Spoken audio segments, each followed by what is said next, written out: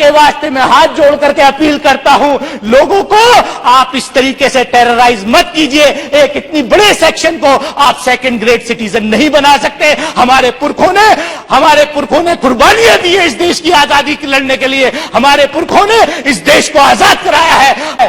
Bulldozer लेकर के अगर किसी ने कोई क्राइम किया है, यू आर नॉट द जज, क्राइम शुड बी रिपोर्टेड। इस देश के अंदर तो 20 करोड़ से ज्यादा अकलियत के लोग हैं और खासतौर से मुस्लिम माइनॉरिटीज हैं। आप कैसे ट्रीटमेंट करना चाहते हैं? लेकिन आपका असली सपना कांग्रेस मुक्त भारत नहीं, आपका असली सपना विपक्ष मुक्त भारत और मुस्लिम मुक्त विधायिका। ये आपने अपने अंदर कर लिया है, ये यहां भी हो रहा है। सभापति महोदय, मैं 2019 में चुन के आया अमरोहा से। मेरे साथ यहां 2 कुलीग बैठते थे, एक रामपुर रिप्रेजेंट करते थे, एक लक्षद्वीप रिप्रेजेंट करते थे। मैं समाप्ति की ओर आ रहा हूं। मैं वहीं आ रहा हूं कि किस तरीके से लेजिस्लेचर में इस देश के अकलियतों को, खासतौर से मुस्लिम माइनॉरिटीज को डिनाई किया जाए। तो कोई केस हुआ, चुनाव का केस हुआ, उसमें बहुत स्पीड से कन्विक्शन करा दिया। आजम खान साहब यहां नहीं रहे, इस सदन के सदस्य हैं। लक्षद्वीप के फैजल साहब थे, उनका कोई केस चल रहा था, उसमें कन्विक्शन हो गया। उत्तर प्रदेश के अंदर इन्हीं की सरकार है। गन्ने का सीजन अक्टूबर में शुरू हो गया, हम फरवरी में हैं, अगले 1.5 महीने में खत्म हो जाएगा।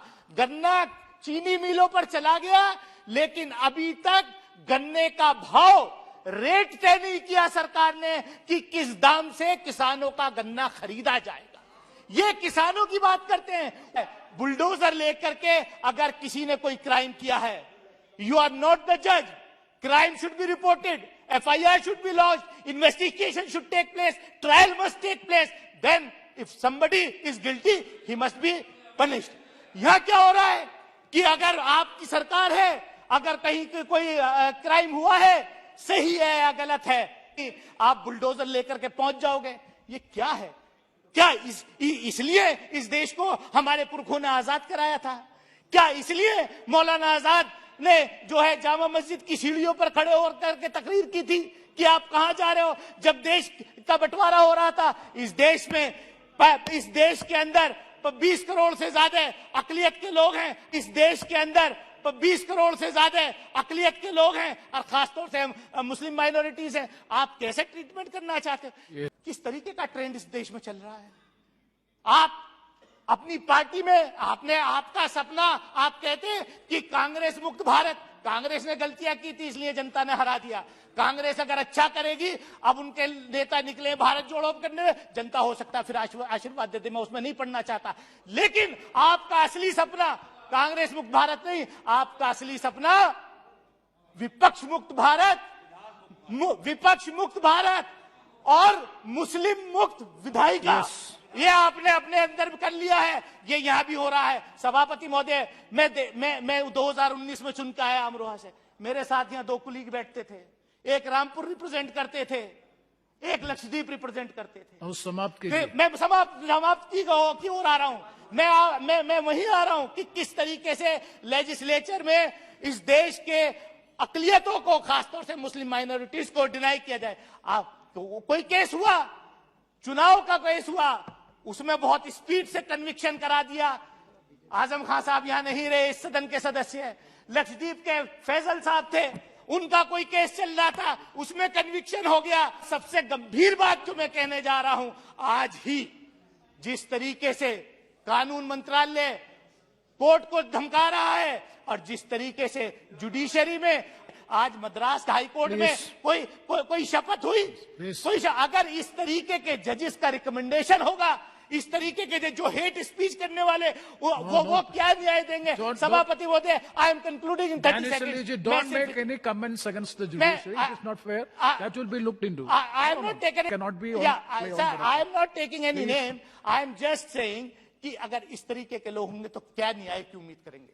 और मैं आपके माध्यम से सिर्फ इतना कहना चाहता हूं, हम दिल्ली के अंदर खड़े हैं, बोल रहे हैं, यहाँ पर देश की राजधानी में ये संसद भवन है और यहाँ से 2 किलोमीटर दूर रोज हेट स्पीचेस होती हैं।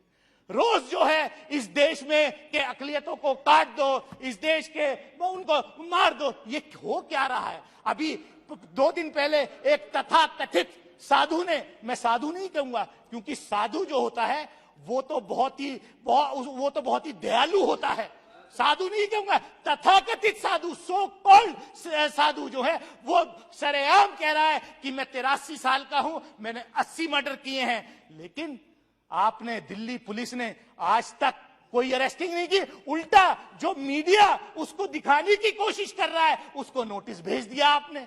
आप करना क्या चाहते हैं?